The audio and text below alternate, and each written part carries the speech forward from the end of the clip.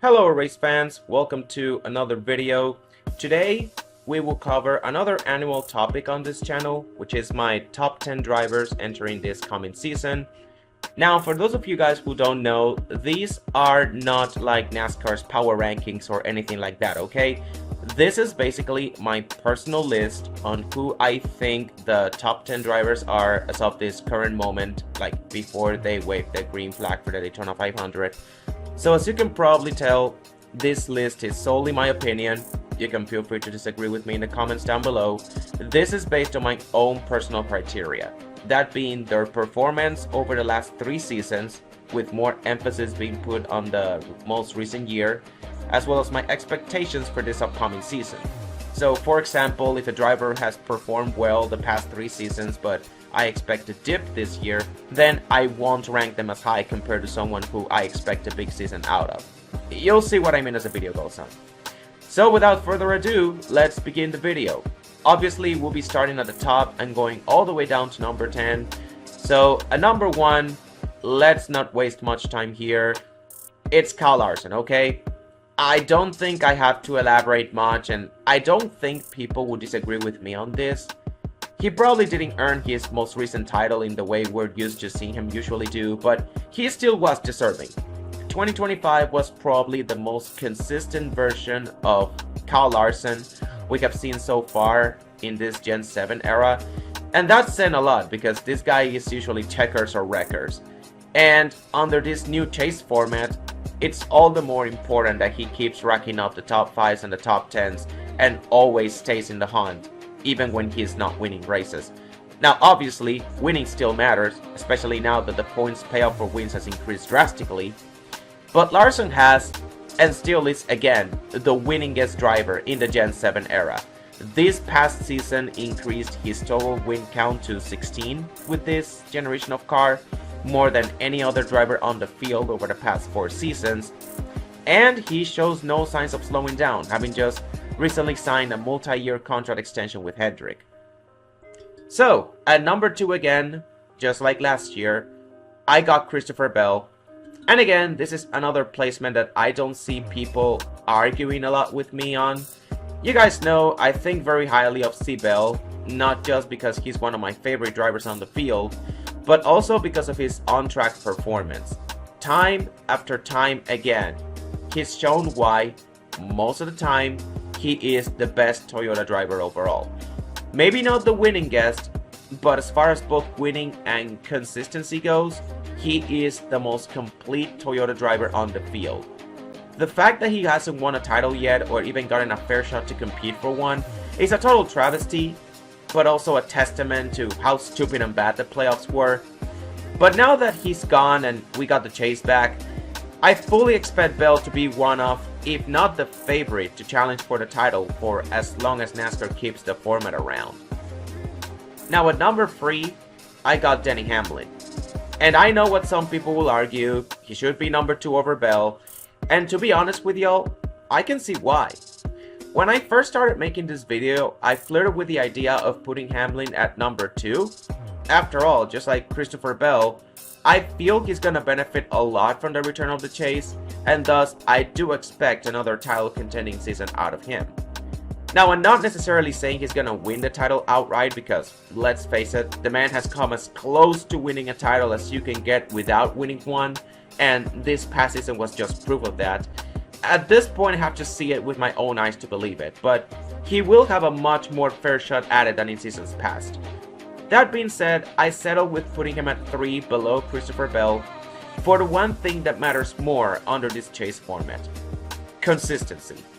Yes, Hamlin is Toyota's winningest driver in the Gen 7, and yes, he's been leading the charge for JGR more often than not, but when he's not winning, his results are a mixed bag of top 5s and sub 20th place finishes that have really bruised his average finish, particularly on the road courses, which is one type of track where Christopher Bell excels at, which is another reason why I think he is Toyota's most complete driver and not Hamlin, because there's just not one type of track where you can say Bell struggles at. Whereas with Hamlin, it's clearly the road courses. Still though, top 3 is the highest Hamlin has been on my list in quite a while, And after years of saying he's gonna have a down year, that's why I don't think he should be higher. Again, with the chase returning, I actually expect Hamlin to have an elite title contending year. Now, whether this is finally his year or not, I guess we just have to wait and see. Moving on to number 4, I have William Byron. And you could make a case for him at top 3 because when he's at his best, he has proven he can hang with the best of them and even outright beat them. Again, that fall Martinsville race last year was clear proof of that. The thing is, however, we don't always see that best version of him on a weekly basis. He's had pretty underwhelming stretches, especially in the summer months, where he doesn't look the part of a title contender, even if he scores the occasional win every now and then. But then he turns it up again come time for the postseason and makes it all the way to the finale. Yeah, that game plan ain't gonna work under this new format where points matter all the more, wins are worth more points-wise, and finishing poorly in the regular season can impact your seeding and how close or how far behind you'll be compared to the first place guy for the final 10 races. So it will be interesting to see how Byron adapts to this new format, but chances are he will show flashes but would just be one step behind the top 3 as a whole. Coming in at number 5 is Ryan Blaney, Penske's torchbearer and overall leader of the Ford camp. Pretty much the only guy who can compete with Gibbs and Hendrick on a weekly basis and outright beat them. Just like with Willie B, however, his Achilles heel has always been consistency. Or more specifically in his case, because he's driving for Penske, the tendency to always perform well on certain tracks and just being fine at best anywhere else.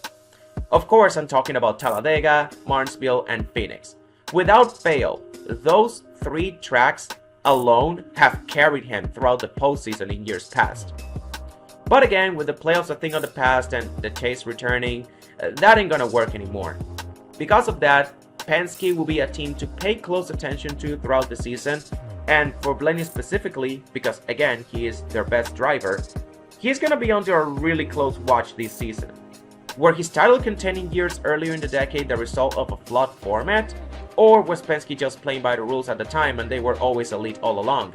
Again, I guess we're just gonna have to find out. Next up at number 6, I got Chase Elliott, and this is a guy that I really wanted to put in the top 5.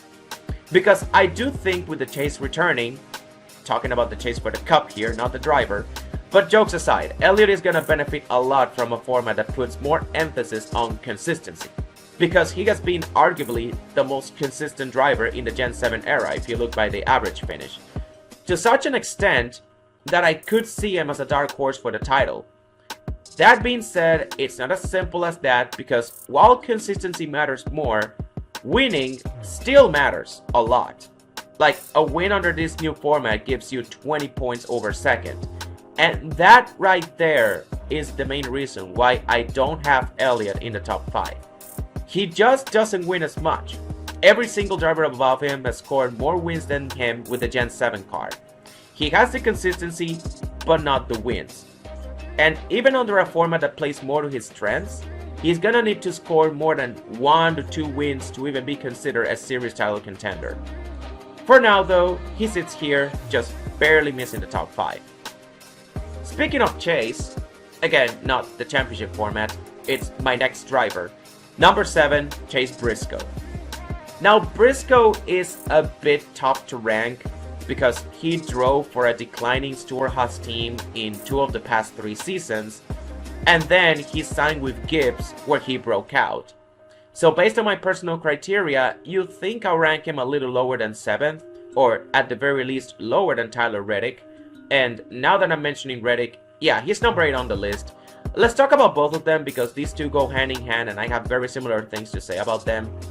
I really debated between who to put higher between Briscoe and Reddick because they both had their best seasons pretty recently. Reddick had his in 2024 and Briscoe had it in 2025. And again, my personal criteria would suggest Reddick should be ranked higher. However, that's just one half of my criteria. The other half has to do with the expectations I have for each driver heading into this coming season. And while I do expect Reddick to bounce back and score multiple wins in 2026, I also expect Briscoe to produce another multi-win season and continue on his path towards becoming a title contender. You add on to that the fact that Briscoe had his best season more recently than Reddick, and I put more emphasis on the most recent season when making my rankings. Not to mention, Reddick's 2025 season was a massive disappointment after I expected him to break into the top 5, so his stock has noticeably dropped. And finally again, Briscoe, because he drives for JGR proper, he has a higher ceiling than Reddick, who drives for a JGR satellite team in 2311. So again, all of these factors have led me to put Briscoe over Reddick at number 7. But these two are honestly interchangeable. If you want to put Reddick at number 7 because you feel Briscoe needs another year at JGR to further establish himself in the top 10, that's fine too. It's just that, again, he went winless in 2025 and Briscoe won 3 times, and I put a lot of weight on the most recent season, so that's the main reason why. Anyways, number 9, and this is gonna be another controversial take, but I got Joey Logano. Now, similar to Briscoe, Logano is a pretty tough driver to rank. You'll notice that he is the only champion in the last 3 years to be ranked outside the top 5. And in recent years, that's how it's been for him. Outside of 2022, which was the first year of this Gen 7 car, Logano has not looked like a legit title contender, even if he's won 2 of the last 4. Again though, just like with his teammate Ryan Blaney, this has more to do with Penske and the way they approach the season by prioritizing certain races and being mediocre anywhere else, basically just winning the races that actually matter. Because Logano is still a good driver. Now, he's not title contending levels of good. As a matter of fact, I think he's gonna suffer a lot under this new chase format, and his season's gonna be followed under a very close watch. Chances are, however, even if this is an even year, that streak is very likely over. That being said, I've seen people suggest that he's gonna miss the chase and be exposed as a fraud, and I just don't see it that way. Sure, Logano is not as good as the accolades will make you believe, and this is coming from someone who likes Joey Logano. He is by far the worst 3-time champion in NASCAR history. That being said, he is not bad enough that he will finish outside the top 16 in points and miss the chase altogether. Take last year for example. If you go by full season points, Logano would have finished 9th. And this is exactly where I got him and what I expect out of him. He's gonna be good, but not great. But the potential for him to recapture his even year magic and become an outside title threat is still there, so we can't count him out just yet. And finally, at number 10, as always, a couple candidates are in the mix. The usual suspects like Ross Chastain and Alex Bowman are worth mentioning. And Bubba Wallace is also another name that has slowly been creeping up towards the top 10. But this year in particular, I feel it's pretty clear who deserves to be number 10. And it's about time this guy made the list, because he's been so close for the past few years but just barely missed out. Number 10 is Chris Buescher. As soon as the chase format was announced, top 16 in points advance, no win on urine anymore, the first driver that came to my mind that I thought would benefit big time was Chris Buescher. Because for the past 2 years, he has been a playoff caliber driver. For the past 2 years, he has been a top 10 level driver. But he was just never given that fair shot. Ever since his breakout 2023 campaign where he put together a deep postseason run, he hasn't been able to return to those heights because win and urine always screwed him out of a playoff spot. Thankfully, with that stupid rule gone and now being all about points, we can finally see Chris Buescher get that shot at the title he deserves. Again, I'm not saying he's outright winning. What I said about Chase Elliott applies to him, but on an even bigger scale, because driving for RFK, he won't be competing for wins as often as Chase will. If Chris Buescher wins a race, chances are that will be his one win of the year. But at least he's finally gonna be able to be part of that 16-man group he rightfully belongs when it comes to title contention. And with that, we've reached the end of the video. Hope you guys enjoyed it. Personally, this is the most confident I've ever been on a top 10 list. Some of these rankings within the top 10 could go either way, like Briscoe and Reddick for example, but for the most part, my top 10 entering 2026 was pretty clear cut. Of course, I know there's gonna be someone out there who disagrees, so if you're one of those who loves to do so, comment down below what you would change. And while you're at it, like, subscribe, and ring the bell, as it helps the channel out a lot. Thank you guys so much for watching, and I'll see you in the next race.